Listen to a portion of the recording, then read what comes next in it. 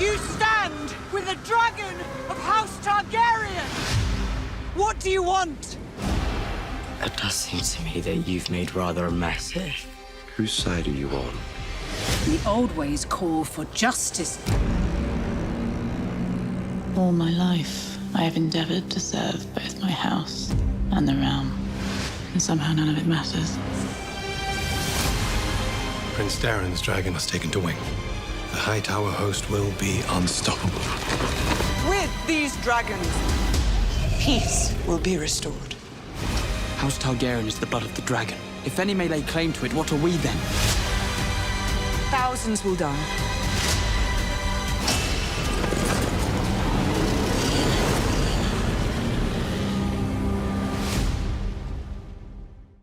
Welcome back, everyone. It's Charlie. This will be my House of the Dragon Season 2, Episode 7 trailer video. There's a whole bunch of Easter eggs and references here, obviously picking up with more of the dragon seeds in the sowing of the seeds just in general from the Fire and Blood book.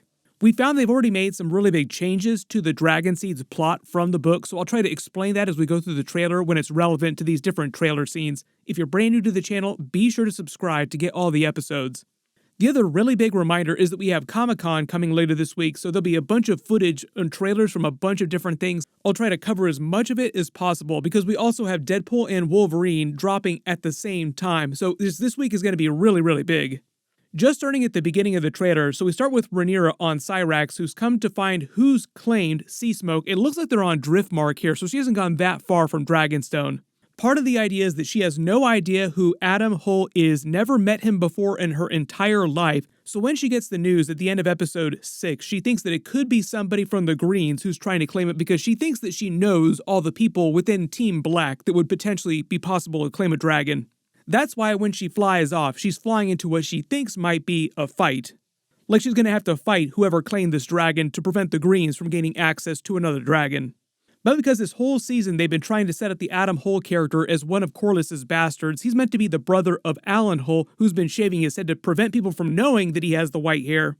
The only difference with Alan Hull is that he seems like the younger brother and he has brown hair instead of white, and it's just like Jon Snow being born with brown hair even though he has Targaryen blood in his veins. The reason why Alan Hull and Adam Hull have Valyrian blood in their veins, or Targaryen blood tangentially if you want to talk about it that way, is through their father, Corlys Velaryon, implying that their mother was just some random person.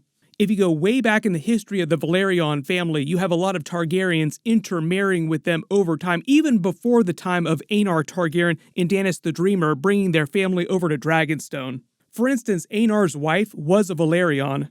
So one of Corlys's direct ancestors got some Targaryen blood through intermarriage, and that's how they gained the ability to bond with dragons.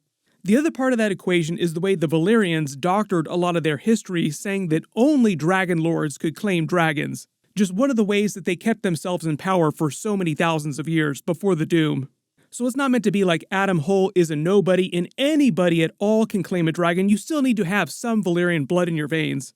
The other reason why they showed you the death of Steffon Darkland, why he wasn't able to claim Sea Smoke, is because the idea that it's not enough to just have Valyrian blood. Just because you have it doesn't mean you're automatically able to claim any dragon. Speaking of Steffon Darkland, the hymn that the Dragon Keepers were chanting in High Valyrian to Sea Smoke to get him to come for the dragon bonding ceremony is apparently the same Valyrian hymn that Daemon sung to Vermithor during Season 1. What they're actually singing translates to Fire breather, winged leader, but two heads to a third sing. From my voice, the fires have spoken, and the price has been paid with blood magic. With words of flame, with clear eyes, to bind the three, to you I sing. As one we gather, and with three heads we shall fly as we were destined, beautifully, freely. So it sounds like in the past, this was the ceremony, the thing that they sung to the dragons when someone was trying to bond with one for the first time. But because Rhaenyra is sort of opening the gates, so to speak, to Dragonstone to see if anybody can claim a dragon who has a little bit of Valyrian blood in their veins, I don't think that the Dragon Keepers are going to sing this hymn like 200 different times.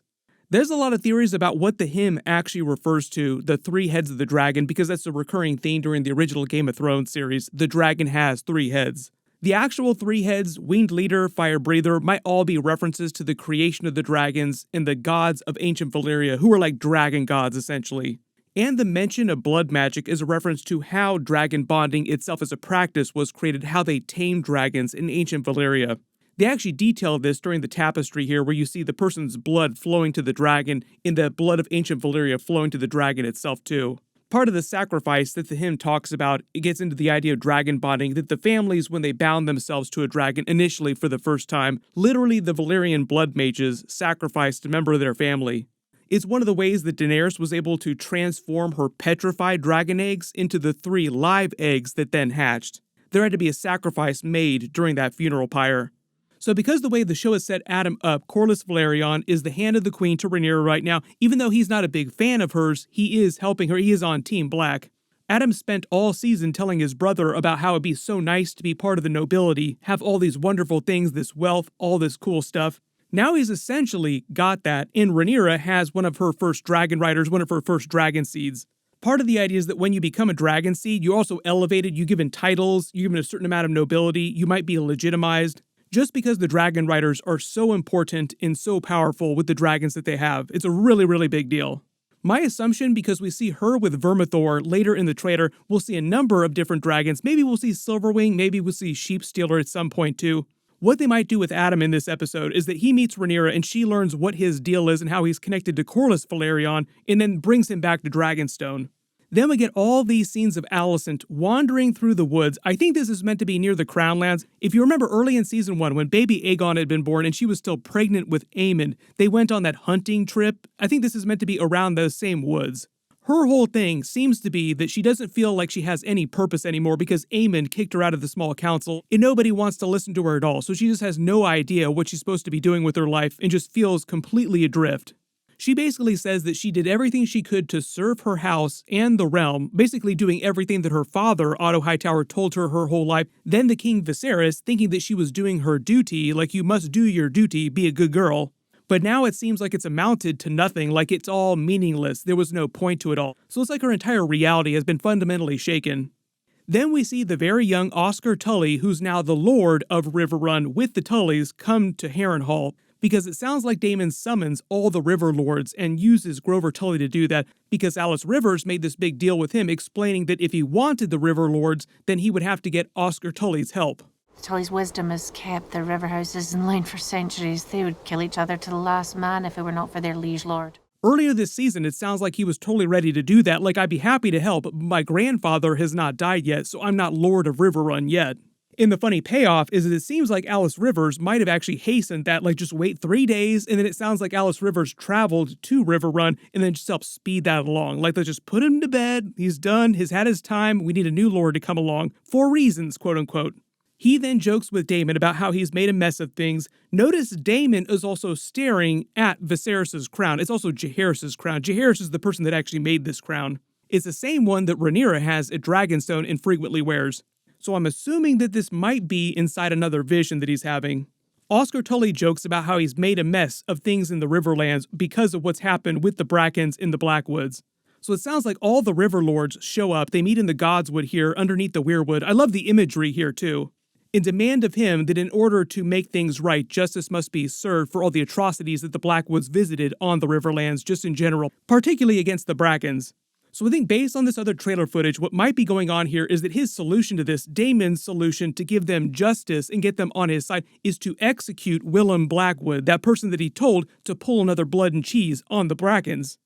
Then Aemon's Green Council tells him that his younger brother Daeron must mount his dragon Tessarion because they need as many dragons as possible. Remember, Otto Hightower said that he was about ready to hop his dragon. It was about ready to fly. So it sounds like enough time has gone by that that's the case. That's probably why they've been mentioning him in so many episodes recently. Like, first we get nothing, like there's nothing of Daeron at all until the last couple of episodes, and then it's all the time. Some of the most important details we learned about his character is that in present day, he's still down in Old Town, still kind of at the rich Westerosi version of boarding school. He loves the ladies, he loves to play music, he loves his lute, but also there's a theory now that Helaena lets slip another dragon dream, which is talking about Daeron's future, like a prophecy about him. When she says that her little bug doesn't sing anymore, people are like, wait a minute, we just heard that Daeron is a big singer, like he's a big musician. Does this prophesy his eventual death at some point? There are only 2 episodes left, so if we see Daeron by the end of this season, it'd probably be like a real quick blink and you'll miss it kind of moment. There's a lot of dragons that they have not done on the show yet that they're probably just saving for like season 3, season 4. I think they're trying to spread as many things out as much as possible, particularly the dragons and like really big characters, just because there's so little book material that takes place over such a small period of time. It's one of the reasons why we've had so many episodes this season with Daemon having trippy weirwood visions at Harrenhal, just because from start to finish, not much time goes by during this season, and a lot of what's happening with Rhaenyra's storyline depends on Daemon not being there, so they just had to find a place for him to go and hang out for most of the season. There are a couple real big battles that they just were not ready to have. They were pushing to future seasons, so they're like, just go over here and chill for a while till we're ready for some of these big battles. Go get some weirwood therapy from this crazy Scottish witch. They then say the Hightower host will be unstoppable. Remember, there's a Hightower army that's been marching from Old Town. It was meant to have taken a while to get there, and it's just getting close to actually showing up.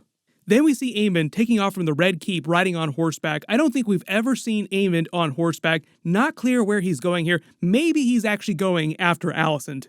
We get a scene of Rhaenyra and Mysaria looking out over the balcony. They're probably either looking at the dragons or looking at other people who are amassing who have come to Dragonstone because of their summons looking for more dragon seeds. They cut the voiceover from Jace, who says that they're special because they have the blood of the dragon. They're Targaryens. What does it mean if anybody can ride a dragon? So it sounds like he's kind of upset at the thought of all these different dragon seeds, particularly the lowborn ones. This seems like a bunch of people sneaking out of King's Landing so they can actually make it to Dragonstone and see if they're capable of claiming one of the dragons. This is probably how Hugh Hammer and Ulf White wind up making it to Dragonstone, like they just slip out in the night. Then we see the shot from above on Dragonstone and all these people showing up, trying their hand at claiming a dragon. Think about how many snacks the dragons are going to have themselves here, because there's like a handful of dragon seeds that are actually capable of claiming a dragon here. Meaning that there's going to be a whole bunch of people dying, getting roasted, getting eaten. Just say RIP now. Press F to pay respects for a lot of these people. It's kind of like Rhaenyra ordering Uber Eats for all the dragons. Oh, you're hungry? Let's order you some takeout. Then they cut some voiceover from her in a different scene saying, with these dragons, peace will be restored, because her whole thing is that she doesn't have the ground forces to match the Greens, like the actual ground army, but she does have many, many dragons, which can tip the scales in her favor. They cut a couple different scenes from different parts of the episode with this too. So we see Alan Hull in a different uniform now, like way more finery. It seems like he's warmed up to this promotion that Corlys Velaryon has given him, but he's still shaving his head.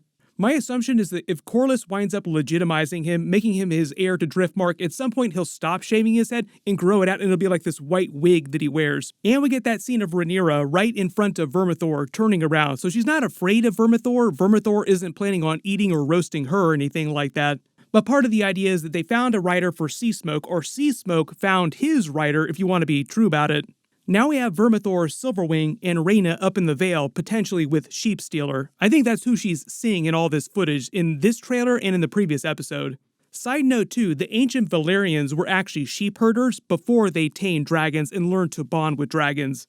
I just did a much bigger video about the truth of Valyrian history. I'll post a link to that down in the description below, because like I said, a lot of the Valyrian history was doctored by the Valyrians to help keep them in power and make people think that riding dragons was a much more rare thing than it actually was. During that video, I also get into the actual process by which Valyrians were able to tame dragons in the first place. There's a lot of magic involved and a lot of sacrifice. There are Easter eggs for it during the actual tapestry info too, like they're actually showing you how dragon bonding got started. Then we get the scene with Alinda Massey walking through the streets of King's Landing in the red hood. A lot of people thought that this might have been a version of Melisandre, like who's the lady in red? But it turns out it's just Alinda Massey, who came to King's Landing on Rhaenyra's orders a couple episodes ago. This sign that the gold cloaks are ripping off looks like some kind of dragon twisted here. This might have something to do with the dragon seeds. Maybe it's some kind of summons that Mysaria helps send through Alinda Massey's character. Like anybody who thinks you have some family ties to the Targaryens, come to Dragonstone instantly. You might win a prize, or you might get eaten. Either way. Here's the other big metaphorical and literal thing too. In the trailer, we see Aemond flying on Vhagar. It's not clear where he is, where he's flying. A lot of people wondering, would he actually go to Harrenhal this soon because he talked about challenging Daemon? They hyped up a fight between the two of them earlier this season in a lot of Daemon's visions. Right now, I will say, I think that it's way too soon, just based on the timeline of events in the books, for him to actually go to Harrenhal, because a couple big things have to happen in order for that to go down. The only way the timeline of that would work in the episode is if Daemon has the meeting with all these river lords here, they settle their matters at the beginning of the episode, and then everybody just takes off from Harrenhal, and it just feels like that happens too quickly. If that's going to happen eventually, it won't be till later this season. But what they could do is they could have Aemond fly to Harrenhal at like the very end of the season and show up and nobody's there, and it's meant to be a parallel for Daemon showing up at Harrenhal and also nobody being there. There's this whole funny relationship between Daemon and Aemond. Remember that Aemond is meant to be an anagram of Daemon, and Aemond grew up idealizing Daemon, sort of using him as a template of what he wanted to be like, and now that he is an adult and he is the King Regent, someone that he wants to kill. Like he's trying to prove his dominance by killing the most fearsome fighter in the realm, and Daemon is currently viewed as being one of the most fearsome fighters in the realm. But everyone, let me know in the comments, where do you think that Aemond is flying Vhagar? Is he just flying around King's Landing, or is he taking him somewhere specific during the episode? Like I said, just feels too early for him to go to Harrenhal. What they might also do is, because we know we're going to see Vermithor, we might see Silverwing during episode 7, is they might wait till the finale to actually show Sheepstealer. Maybe we'll get a tease in episode 7, but they might save Rhaena claiming Sheepstealer for the actual finale. There are a couple other details on the inside the episode that they released too. There's a bunch of special features they released for the recent episode. Inside the throne room, they have statues to all the dead kings. The statue of Viserys is actually holding a mock version of the dragon pit itself. He has the Valyrian dagger on his hip. You get a better look at it here in the behind the scenes. I think the reason why he's holding the dragon pit is because so many dragons were alive or born when he was king. But also, I think they're trying to foreshadow some events that'll be happening with the Dragon Pit in later seasons. There are a bunch of funny scenes of Paddy Considine behind the scenes too that I can't include in the video just because he drops so many F-bombs, just cusses up like a sailor. It's actually pretty funny because he is known for a lot of comedy. But like I said, there's a bunch of big stuff coming. My full episode 7 video will post Sunday after they release it. All my Comic-Con videos will post throughout the weekend, and I'll start posting my Deadpool and Wolverine breakdown, post-credit scenes, all that stuff after it actually comes out in theaters. I should have my review for that actually posting tomorrow, so be sure to enable alerts for my channel so you don't miss any of that stuff. Everybody click here for my House of the Dragon Season 2 Episode 6 video, and click here for all my other episode videos. Thank you so much for watching, and I'll see you guys in the next one.